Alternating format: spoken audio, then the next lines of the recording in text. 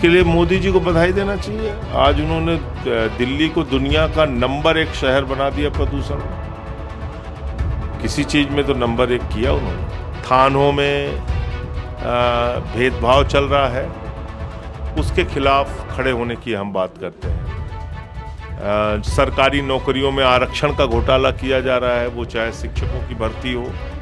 Sir, SIR को लेकर UP में स्टार्ट हो गया आपने? यूपी में 2 करोड़ वोट काटे जाएंगे कम से कम। अभी आप नोट करिए, 80 लाख वोट इन्होंने बिहार में काटा है, 2 करोड़ वोट यूपी में काटेंगे। बाबा बोलेंगे घुसपैठिया भगाना है, बड़े बाबा मोदी बोलेंगे घुसपैठिया भगाना है, उनके छोटे बाबा जो अमित शाह हैं वो बोलेंगे घुसपैठिया भगाना है। लेकिन जनता को ये पूछना चाहिए, 11 साल से तुम घास छील रहे थे, कम से कम 2 करोड़ वोट कटेगा एसआईआर, और टारगेट करके कटेगा। पिछड़ों का वोट कटेगा, दलितों का वोट कटेगा, मुसलमानों का वोट कटेगा, जो भाजपा के वोटर नहीं है उनका वोट कटेगा।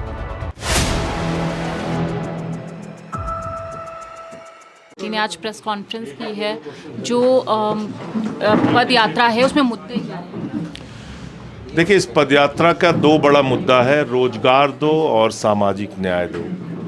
जब हम रोजगार दो की बात करते हैं तो हम नौजवान की बात करते हैं जो पेपर लीक से परेशान है, जो अनियमित नौकरियां 20 साल से कर रहा है लेकिन आज तक नियमित नहीं हुआ। और जब हम सामाजिक न्याय की बात करते हैं तो उत्तर प्रदेश में आज जिस तरह से दफ्तरों में, थानों में भेदभाव चल रहा है, उसके खिलाफ खड़े होने की हम बात करते हैं। सरकारी नौकरियों में आरक्षण का घोटाला किया जा रहा है, वो चाहे शिक्षकों की भर्ती हो, वो चाहे कोऑपरेटिव बैंक की भर्ती लखीमपुर की हो, या फिर वहाँ बांदा विश्वविद्यालय का मामला हो। तो इस यात्रा का मकसद यही है कि जो बुनियादी मुद्दे हैं उसको उठाया जाए, और संवैधानिक हक जो लोगों का छीना जा रहा है, सामाजिक न्याय के तहत वो मुद्दे भी आते हैं। सर, एसआईआर को लेकर यूपी में स्टार्ट हो गया आपने? यूपी में 2 करोड़ वोट काटे जाएंगे कम से कम। अभी आप नोट करिए, 80 लाख वोट इन्होंने बिहार में काटा है, 2 करोड़ वोट यूपी में काटेंगे। और क्या क्या बोलेंगे अभी से मैं बता देता हूँ, कहिए तो अभी से मैं रिकॉर्ड करा देता हूँ आपको क्या बोलेंगे।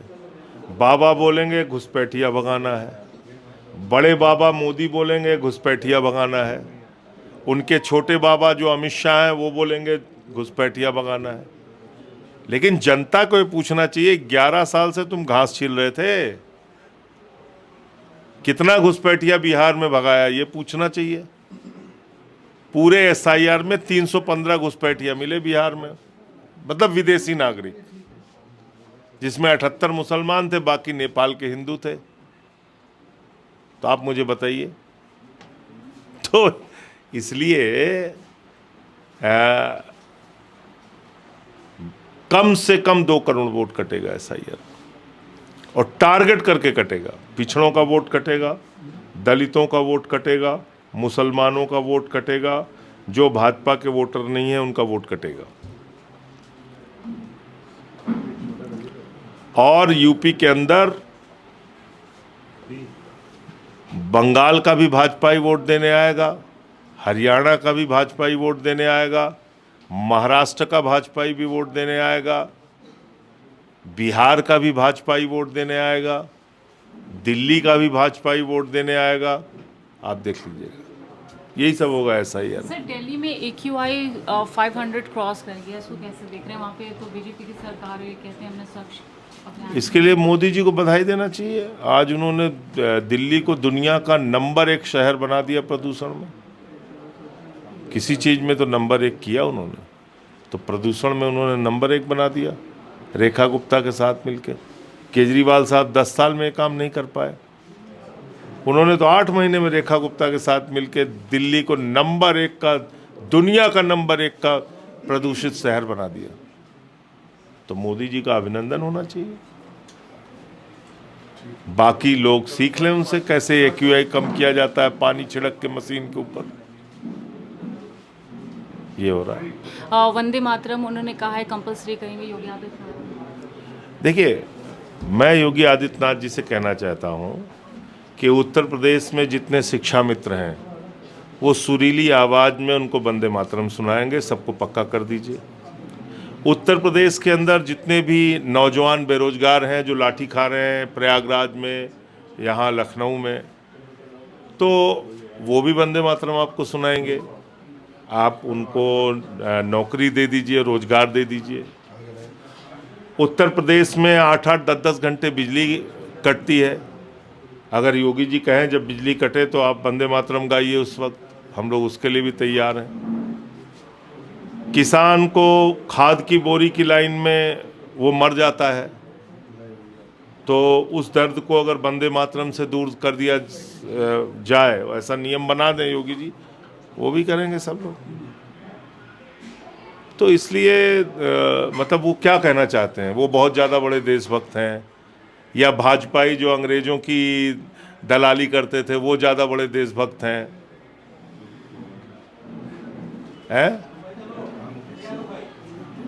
जो रिक्शा चलाता है बेचारा मजदूर, मान लीजिए उसको वंदे मातरम नहीं आता है तो वो देशभक्त नहीं है। जो किसान है बेचारा गरीब आदमी, जिसका बच्चा स्कूल नहीं जा पाया, वो वंदे मातरम नहीं। तुमने तो स्कूल बंद करा दिए, वंदे मातरम गवाओगे कहाँ पे? हजारों स्कूल तो बंद करवा दिया यूपी के अंदर, कहाँ गाएंगे बच्चे वंदे मातरम? तो वंदे मातरम से समस्याओं का समाधान, योगी जी एक लिस्ट जारी करें, शिक्षा मित्र वंदे मातरम गाएंगे, उनको नियमित किया जाएगा।